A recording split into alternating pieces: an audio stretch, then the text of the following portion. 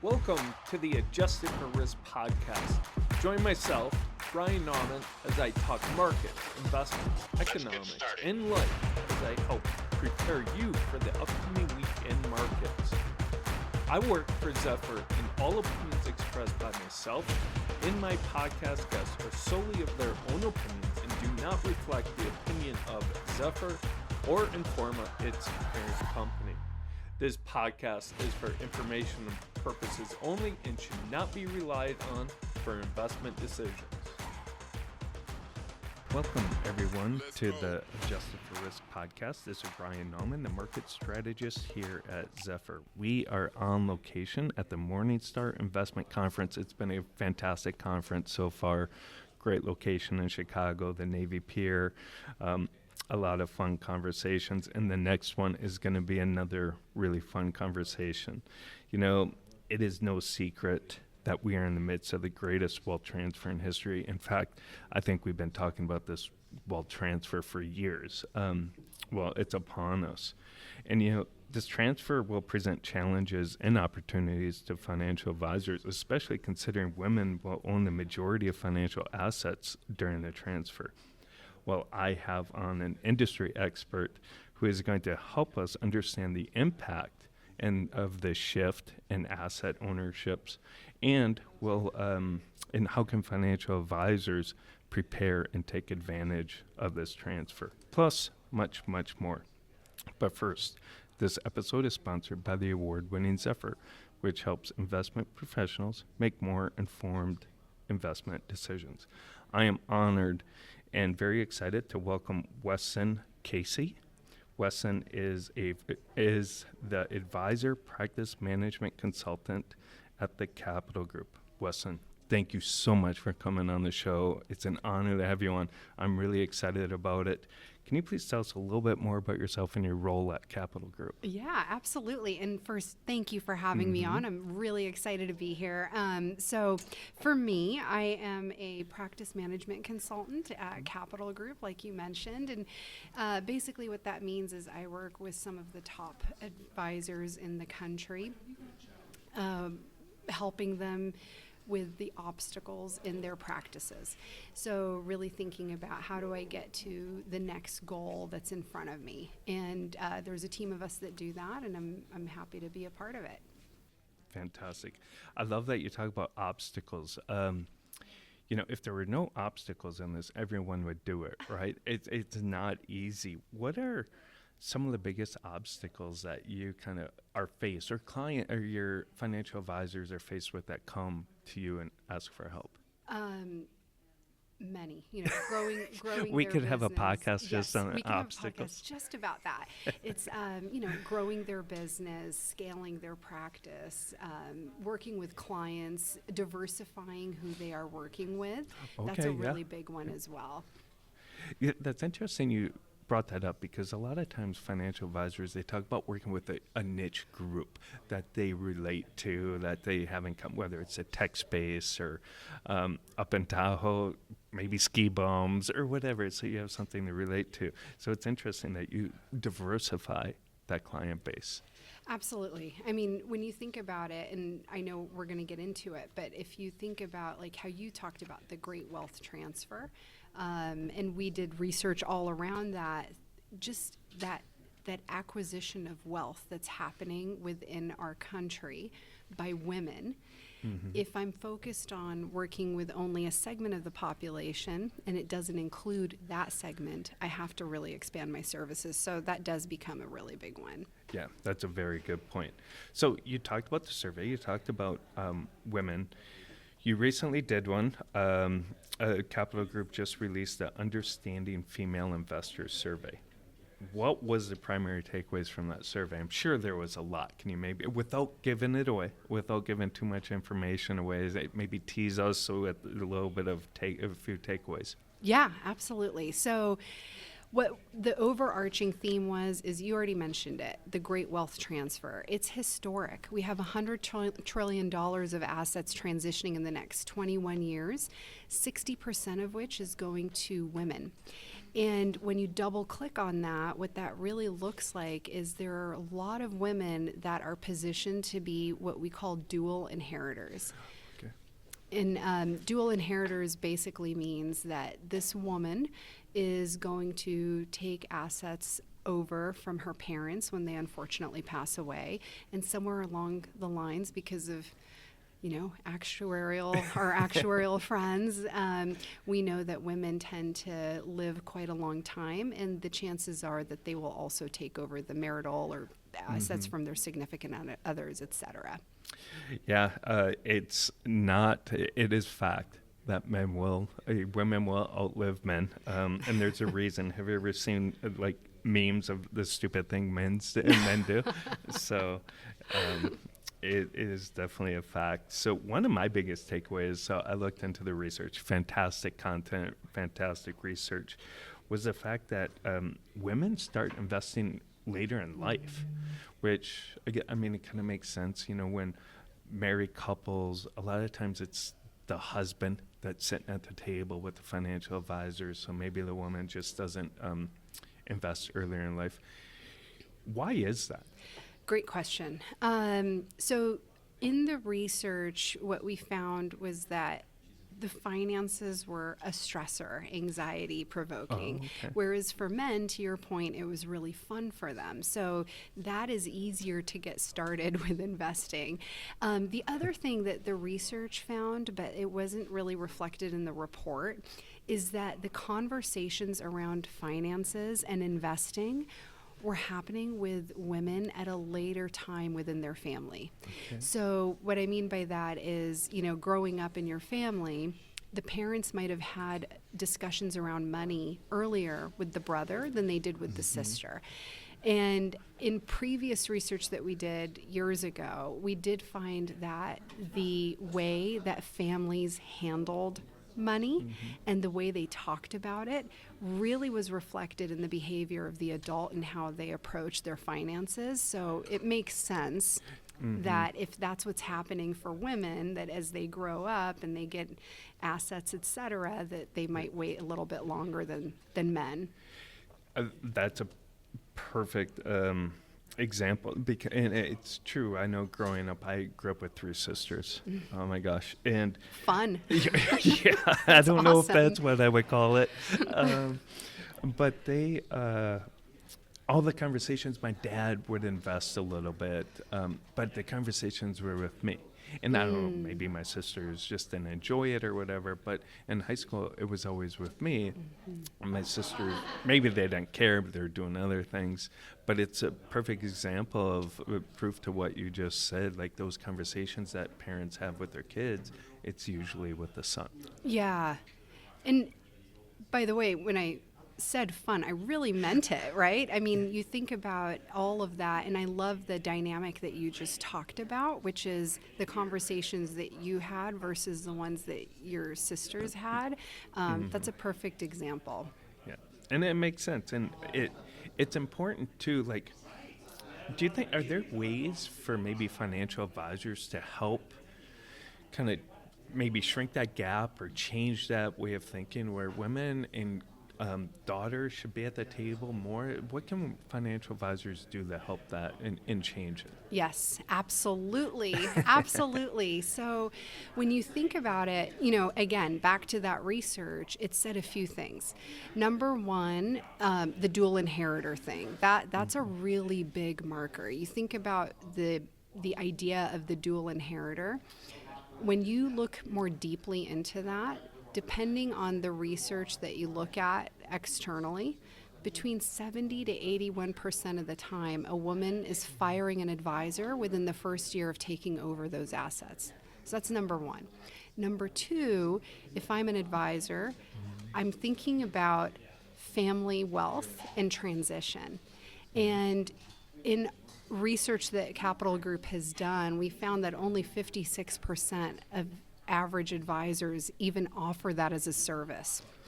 So that's a pretty big gap in the industry. So when I think about those two things, women tend to invest later, they have more anxiety around investing, they take longer to make that decision. Yeah. That family wealth discussion, if I'm having it, I'm probably meeting those women where they're at a little bit earlier on. The financial advisor wants to keep those assets. They got to, plan for it and, have those conversations earlier. And can I just touch on please that do, real yeah. quick? So what I loved about the research, and this was a great point, and I think pretty surprising, is that when they were asked, the majority of women said that they had no preference about the gender of their advisor. Okay. And I think that's a game changer because it really kind of pushes on potential biases that might have been out there.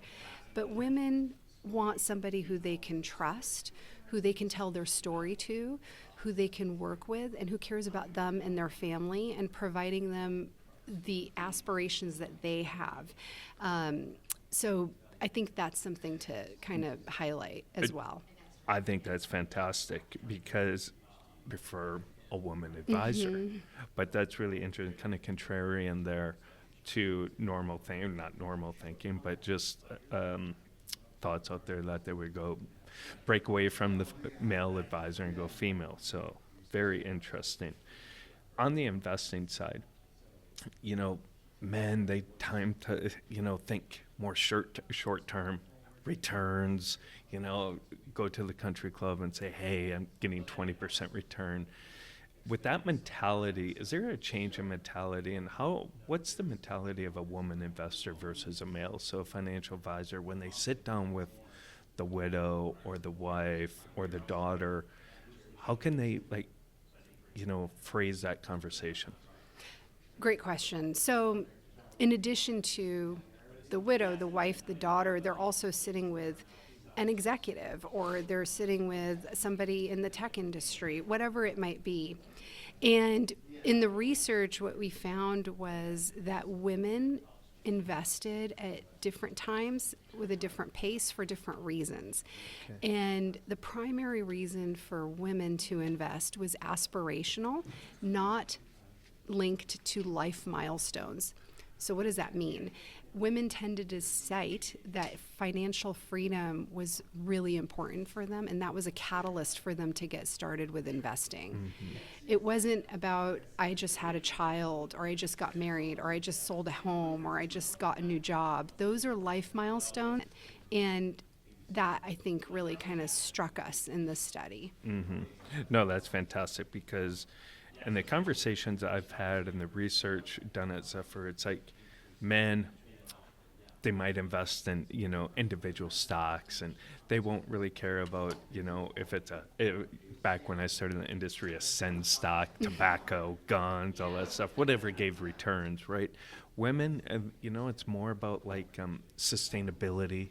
What are the companies doing? Do they feel good about it? Invest more in, their feelings and beliefs versus just looking for hot returns. They tend to be, according to the research, when you think about that concept of financial freedom, what does it really mean? It really gives you the opportunity to do what you want. And so much of that is embedded in their experience with advisors. So when I read through it, and what we found was that if an advisor successfully met that woman where she's at, that 76% of women would never go back. They literally said, I would never go back. They found so much value in the advisor relationship that it overcame whatever cost was associated with the fees, et cetera. And they tended to be more loyal. Again, another 76% number, which is they stuck with their advisor through retirement.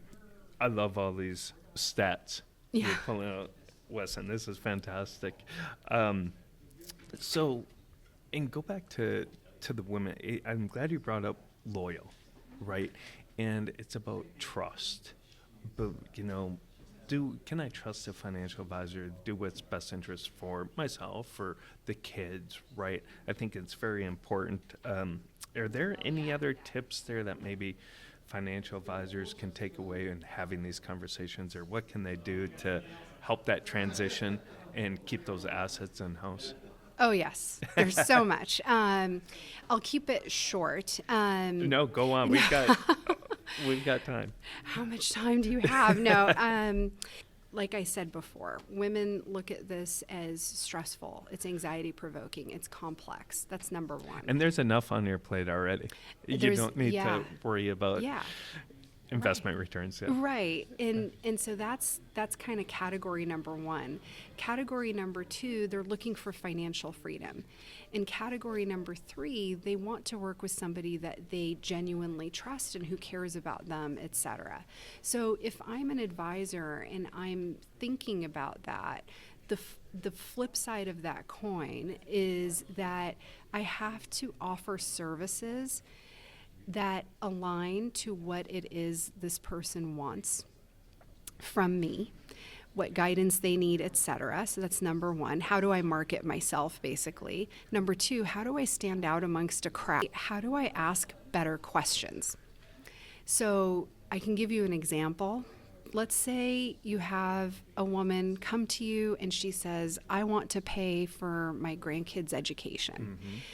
A lot of times a good advisor will say, how much do you anticipate needing in order to do that? That's a fine question. Yeah. But asking a better question would be something like, are your children done having kids? Okay. How do I know how many grandkids you're going to have? Are they done?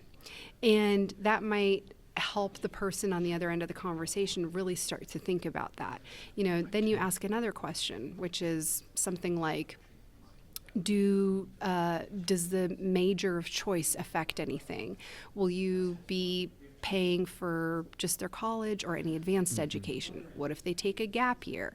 And then always bring it back to the investments, which is, are you comfortable giving this to them outright in their freshman year, or is this going to be over the course of time? That's going to affect the way that we invest these assets. So that's what I mean about asking better questions. It's really understanding the person's story and helping them think about it from a 360 lens. I love that, because we often talk about make sure you listen to the answer, but is it more important to really ask the right question? Right. Yeah. The questions are so important. Yeah. Fantastic. Well, I always tell on the podcast, I'm much better at asking questions than I'm answering them. So maybe I'm in a good position here. Right. But are there any other questions? And I'm really glad you brought that up about questions. We often ask questions about what's your risk tolerance? Can you handle losing 10%? But there's so much more important than that. Like, you got to really get to know the person more than just what their risk tolerance is to make that relationship successful. Fantastic. Any other tips for financial advisors? We talked about obstacles. Maybe is there something, give an example of what financial advisors are doing really well at? Yeah, I think, if you're looking to capture some of that wealth and the great wealth transfer and start working with women, some of the stuff that's already happening is there's an understanding of the need, which I've seen broadly. There's also research like this that's been done for a reason, because there's a compelling opportunity, like we talked about before. $60 trillion is going to go to women. So that's a major, major shift in the financial decision making that's happening in our society. And then when you think about, from that standpoint, the marketing, one of the things that, I don't know if I mentioned it earlier, but if more than 20% of women are finding their advisor online, what's my digital marketing strategy? And I again, I don't know if I mentioned it earlier, but 47% of them are asking their friends and family for recommendations. So what's my referral strategy? That's something that some advisors do really well. Some advisors have a great referral strategy and others don't have one. So to the extent that you don't have one, I would absolutely encourage you to create one, because if you know that almost half of the women are looking to advice from their friends and family about who to work with, that's a fantastic opportunity to take advantage of. Wassan, I'm so glad you brought up marketing. We don't talk enough about it, and when we do, it's always about on the social side, or and a lot of, back when I started in the industry 20 years, it was all about referrals, right? And people kind of forget the power of referrals, I feel, as if, because people are worried about, should I do Facebook? Should I go on, just start a TikTok? Like, where should I go on the social media side? So, referrals, they still work. Referrals works. And, 70%, I think it's something like 70% of advisors focus on getting referrals. And when you think about the power of that, really what it is about getting the right referrals. So if you're, like I said, looking to work with women who are accessing wealth, whether through employment or inheritance or through family assets, that's something to really think about when you're having discussions with your best clients about who you want to grow your practice with. Yeah, fantastic. And marketing, I'm sure that marketing pitch or message it's got to be spot on for, to connect with, especially as a male advisor, to connect with female prospects and so on. Yeah. If you think about, it's all in here, so financial freedom, I kept seeing that throughout as a theme. Okay. That is a big one. If I'm somebody who can market myself as being able to be a conduit to a financial freedom, and I know that's a trigger for women executives or, just women in general, that's a fantastic way to bridge that gap. The other one is secure retirement. So many women said that they really were looking for secure retirement. So that's another piece of language that I might want to use in my marketing and positioning of my practice. Wassan, awesome. Really great insight, fun conversation. I love all the statistics you brought up from the survey, helping financial advisors really through the wealth transfer and just at a broader sense, not just, bringing in more, female prospects, keeping that money in-house, just a broad conversation. Fantastic. Where can our audience get more information about the research? Where can they find it in Capital Group? Yeah, absolutely. Go to our website, capitalgroup.com. We have Cap Ideas, which is where a lot of our research, our articles, our podcasts are posted. So go ahead and visit us on Cap Ideas, and you'll be able to get a bunch of our resources. I know I always go to the Capital Group and to the American funds to get more insight on the investment side. So you guys do great stuff all around investment research, the research on the industry. Keep it up. Can't recommend it enough. Thank you so much, Wassan. Fun conversation. It was an honor to have you on.